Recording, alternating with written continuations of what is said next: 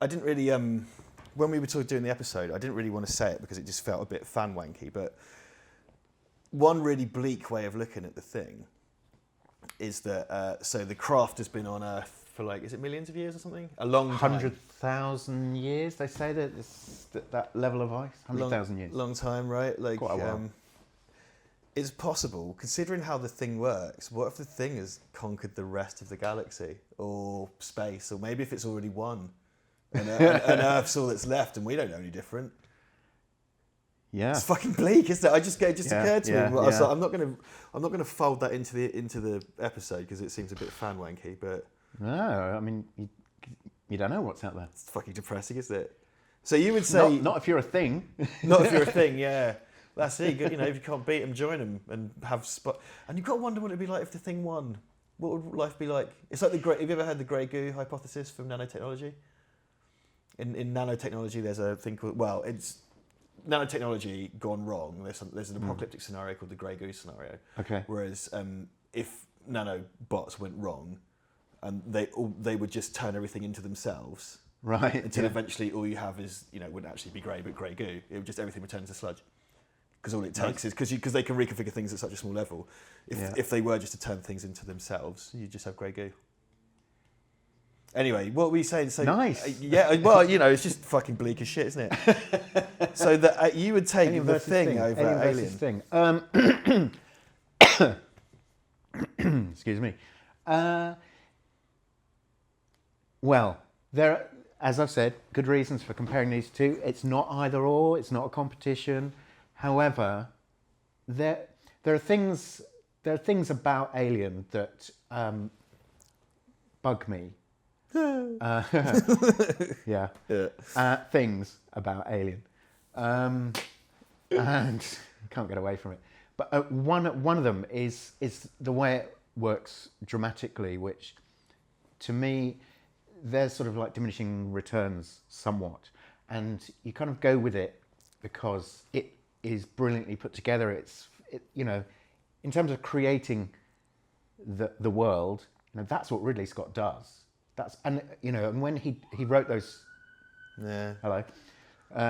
Another political prisoner. That's it. I'm having all executed. Don't live. When Ridley Scott drew the storyboards, they kind of like doubled the budget because on the strength of the storyboard said, "Are you sure you can do this? You can make it look like this?" And he said, "Yep." Perhaps with his fingers crossed like this, but and on the strength of that, they gave him loads more budget. So, as a visual stylist, and more than that, not just a visual stylist, but like creating this world, it's something that That's what he is, though, isn't he? He's a world builder. So even when his films are crap, the world in which they unfold is beautifully realised. Prometheus stinks, but for my money. But in terms of like the world, it's beautiful. It's amazing. It's an incredible piece of world building. And it doesn't necessarily match up with the film Alien, but in terms of its own thing, it's really lavish. It's lovely. Because this is the thing, though, like the Thing and Alien, they're very similar in lots of ways, but different in others. I'd say, the Alien feels really high end. Yeah. It's almost like operatic, and it's this big thing. And the Thing is, in the other end, it's this bunch of dirty geezers in a base, Well, but in a way, they're both about. Well, I know it's sort of. Yeah, well, they're blue collar movies, and it's like it does feel big. It feels big in terms of budget. It feels big in terms of scope. But actually, what it comes down to is like this isolated bunch of people in this grotty environment who are being picked off one by one. The thing is, for me, like Alien, the real horror, the peak of horror, is the face hugger. Right. That's the most horrifying part. That thing latching itself onto John Hurt's face and staying there, and then falling off, and you're thinking, oh, it's fine, and you're thinking, oh, but it isn't, is it? Because how many minutes are we in? Obviously, it's not fine. It's the complete opposite of fine. Oh, this is fucked. And at that, your sense of deep horror is as deep as it goes. Yeah. Because there's something in him and it's going to burst out. Yeah. And then you've got the chest bursting scene, and like the beginning of that's like, okay, peak horror. For me, it almost destroys. It almost destroys the film for me in one moment where the thing sort of pops up and kind of like does that. They linger it for too long, right? And it just feels like one of those things that you get from a fun fair on a stick. Well, it's one of those. I've seen Alien and The Thing screened in various formats. So I've seen 35mm, 70mm, and digitals. And in screenings of The Thing I've been to and screenings of Alien, people who probably haven't seen this film before laughed. And that was the moment when the little Muppet comes out. It's because they linger on it for just a bit too much. They do a bit and too much. And the way it moves is just, there's just something a bit wrong about the way it moves. They and I just thought overreach the themselves. attention to detail in this film, and for that key moment, I mean, I'm sure, most people must feel it's fine. But the other thing about it is, from that moment on, it's a slasher movie. Yeah. So it's like there's a killer on the ship in the house. Yeah. Halloween. Yeah. It's it's invaded and it's going to get you, and it's getting them one by one. And I feel like that's still, don't get me wrong, it's got loads of tension. It still looks great. The characters are great. But in terms of the horror, that's less than we've already had. And it's kind of like, for me, you need to escalate the horror right to the end, really. Otherwise, it's diminishing. It is diminishing. Well, that's an issue for me. And that's an issue that I don't have with The Thing, where it just gets more and more claustrophobic and paranoid and horrifying and desperate and bleak. I don't know. I've just turned the camera over to us for us to have a casual chat. This isn't a proper episode. I'm going to release it. I don't know when. So I don't know if you lot have seen the proper episode yet. But something you mentioned was something that The Thing is able to sort of sidestep is the man in a suit. Yeah. And in Alien, there are a couple of moments where I think one of the ones is when it gets Dallas in the vent. It's sort of like this. It's kind of like, it's a man in a suit. And I think some of the stuff at the end, it's really obviously a man in a suit. A fucking good suit and a great performance, and I'm not mad, but it's a man in a suit. But again, that's an element of that. Whereas the facehugger is more like something from The Thing. It's more like that kind of sensibility where it's like, it's sort of spidery, it's sort of crab-like, it's sort of this, it's that. We don't know what the hell it is. That's the great thing, isn't it? Both of those as creatures. I mean, you can't call The Thing a creature. It's a number of creatures, but as creations, and this is the problem with the man in suit stuff, with the stuff from the Alien universe. It is alien. It's so removed from what you know and what you understand. So the eggs and the thing, and okay, when it's bipedal, it's a bit different, but the kind of shape of its head and its kind of pipes and it kind of when it is a kind of chest burster, kind of proto Muppet penis or whatever, but it's got metal teeth in that shot.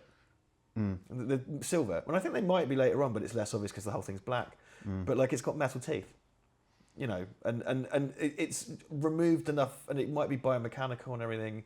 So they're really good. The uncanniness is that you can't really identify with it, and it's kind of ruined when it's like, bleh. Whereas The Thing, it's a middle-aged man's head with spider legs and like snail. What do they call snails' eyes on sticks? You can't. I don't know. We don't. There aren't names. There are no names for it. And that is, again, it's like, okay, alien is other. It's like outside, but that could just be a person. It could be, an illegal alien. Sting song. But The Thing, we don't know what to call it. There's nothing else that we can. What I love about it as well is like it's not just a thing. It's The Thing. Yeah. It's like the definite article, followed by the most indefinite article like available to us. So it's like, I mean, they don't really. A good thing about the Carpenter film is it doesn't go into too much detail about how it was spread. But and there's a bit like we've got to prepare our own meals because they treat it like a pathogen or a contagion. Yeah, that's what it is. Yeah, but I think it could sneeze on you. Well, at that point, you're thinking. What I like about that is at that point you're thinking, yeah, he's absolutely right, and at the same time you're thinking, it's way too late. Yeah, this is do that, but. I think they're both. I tell you, Alien and The Thing as concepts, they're both, and it's something you said in class years ago when Dead Set come out. We were talking about zombies. Yeah, talk about fucking zombies again. but you were kind of like, what do zombies represent? And I remember nobody in the class got it, and I didn't get it, and I was quite annoyed because, you know, I like zombies. And you were like, well, it represents inevitability. They will always get you. And The Thing and Alien, to the same degree, are like that. They're going to... Okay, so the film franchise for Alien is all played out and whatever, but they'll always win. The Thing in particular is way worse. The Thing will always win. And them finding... Because it's both about discovering the dormant thing, be that the xenomorph or the Thing. Ever since the Thing has been on Earth 100,000 years ago, it's already won. It was just waiting. Because even if there was no human intervention and just that shit melted away, it would get a creature, it would get a fly, it would get a maggot, and then before you know it, we're fucked. And all they've done is delay it. You know, we were lucky it landed in the ice, and it was inevitable. Yeah. And finding the xenomorph is like, well, this creature can reproduce at this insane rate. It's insanely aggressive. It's smart. It's just a matter of time until it gets everybody. You know, and all you're doing is kind of fighting fires until that point.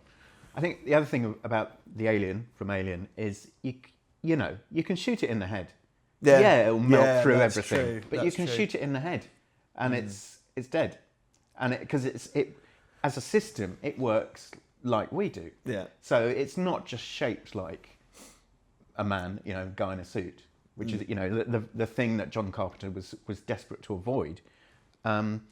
It functions like that as well. It's systematic. It's mortal. So it's like all that stuff about, you know, the thing not obeying rules, not being contained, it's not systematic in any way, to the extent that it's like, shoot it in the head. What head? Has it got a head? Yeah, and it might at the moment, but you shoot it in that head, it makes no difference because that other bit sort of scarpers off over there. Another bit's gone up through the ceiling. You know, that sort of... Well, that's the whole discussion in the movie, isn't it? That sort of thing with the claws and the centipede body that goes up through the roof. Where does that go? The thing that emerges... We don't even know where that is. Yeah, true. It's just Do you know gone. what? Even if they fucking torched everything, it didn't work, it didn't work for the Norwegians, man. No. Like, every time a bit of... You know, they blow people up with dynamite. Every bit of splat that's gone off, you know what I mean?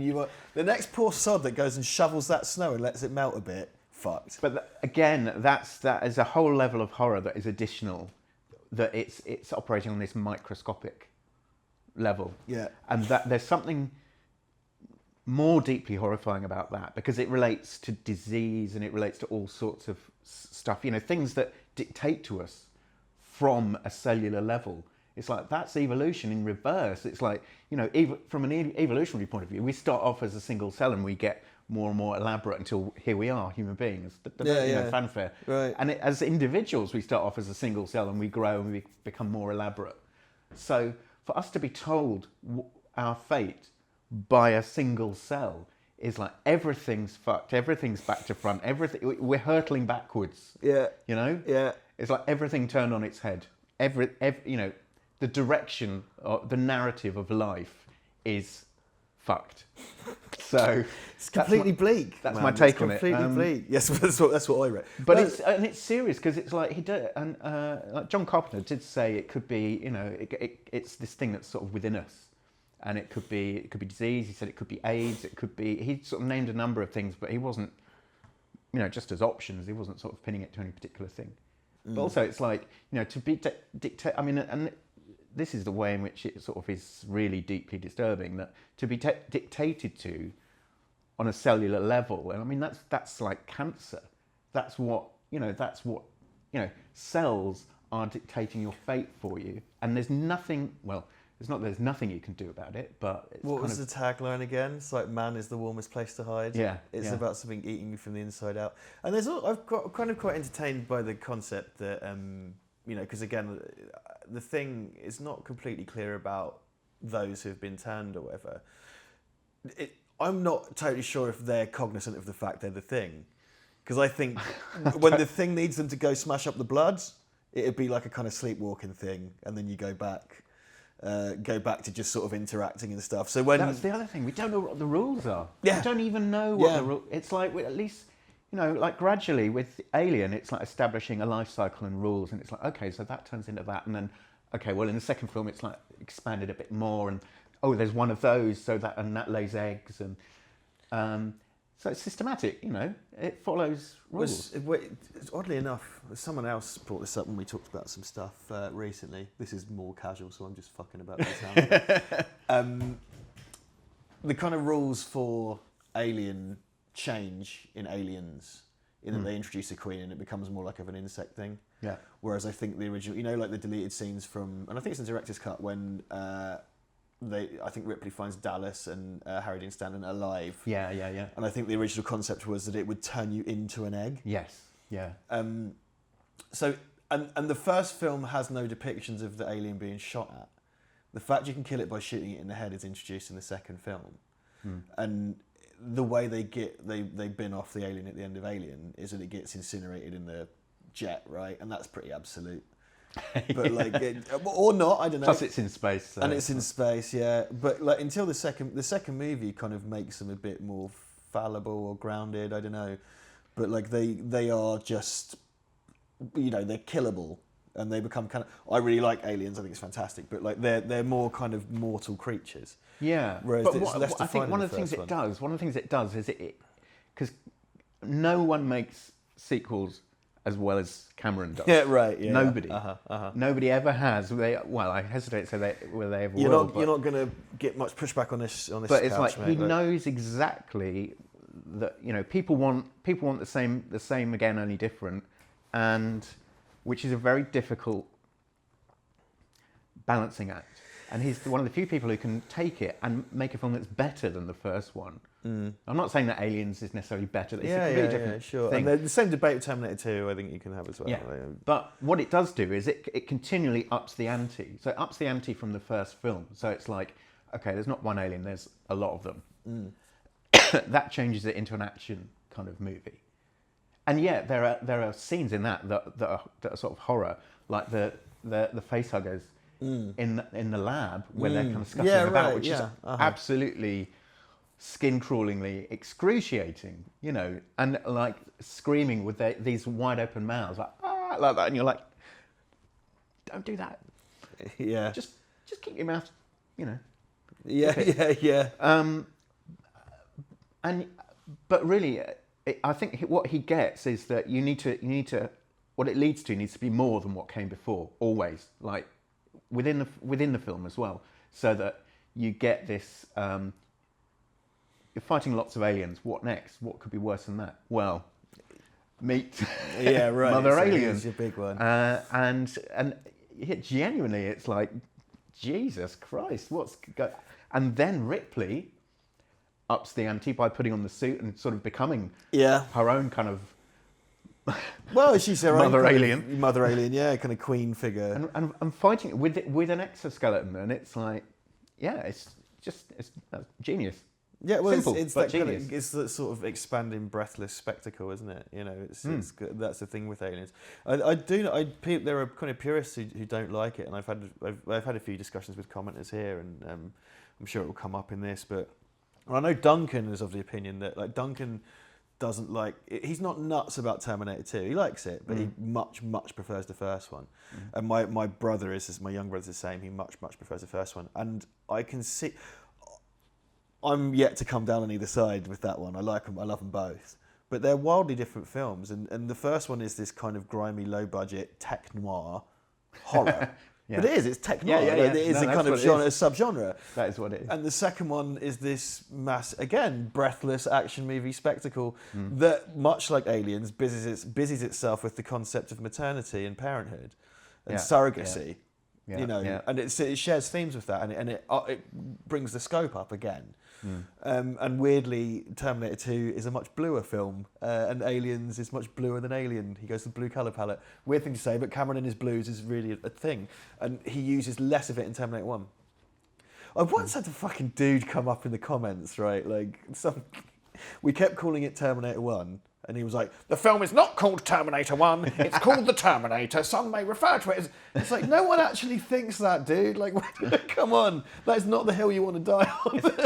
It's not an issue I'd want to go to war over. No, really. Again, not the hill I want to die on. We know what we're talking about. Can we just... Yeah. Just as strange. But people do, you know, and it is a completely different beast. And it's this kind of grimy, dark... kind of upsetting, man. I mean, he describes like a futuristic kind of version of the Holocaust, and he calls it a nuclear Holocaust. And there's the kind of imagery of it's horrible. It's really horrible. And the crushing of skulls under the.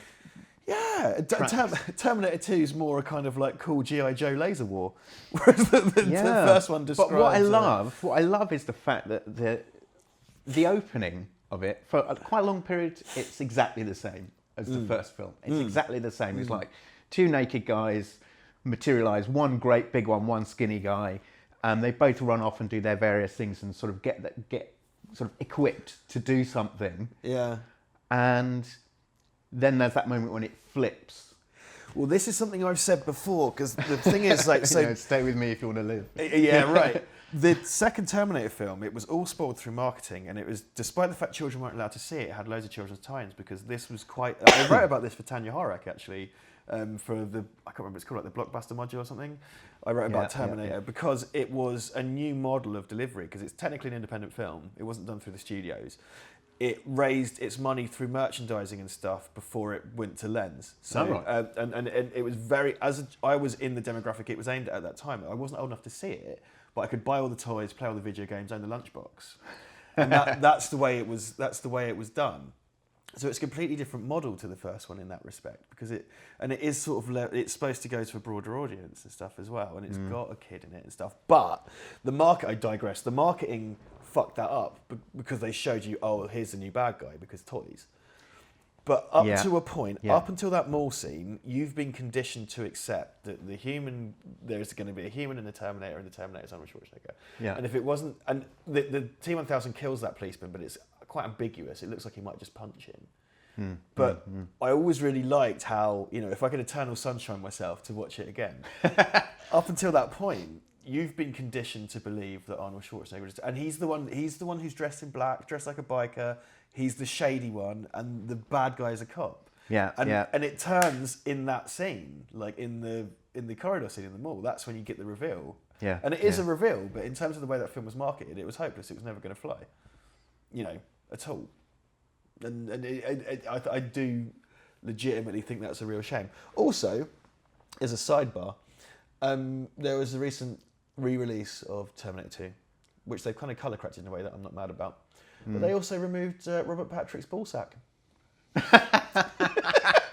Because he squats down, like he squats down. Oh yeah. Apparently, I've never noticed. No, I've never honestly noticed. Yeah, right. I haven't got a massive enlargement of that on my bedroom wall or anything. But I went to that place that Grafter said had it done on canvas. There you go, Mum. Happy Christmas. Apparently you could see that. you could see a bit of Patrick Nadja in the unabridged version. So it's like getting Greedo to shoot first. It's like, fuck's sake. What's our hashtag? Free the nutsack. Hashtag free the nutsack. And that justifies putting Star Wars in the title of this. Yes, excellent. I'm going to call this Greedo's nutsack. Hashtag green. I don't even know what species. Green nutsack. Yeah, it's all over. It's done. Hashtag Greedo's nutsack.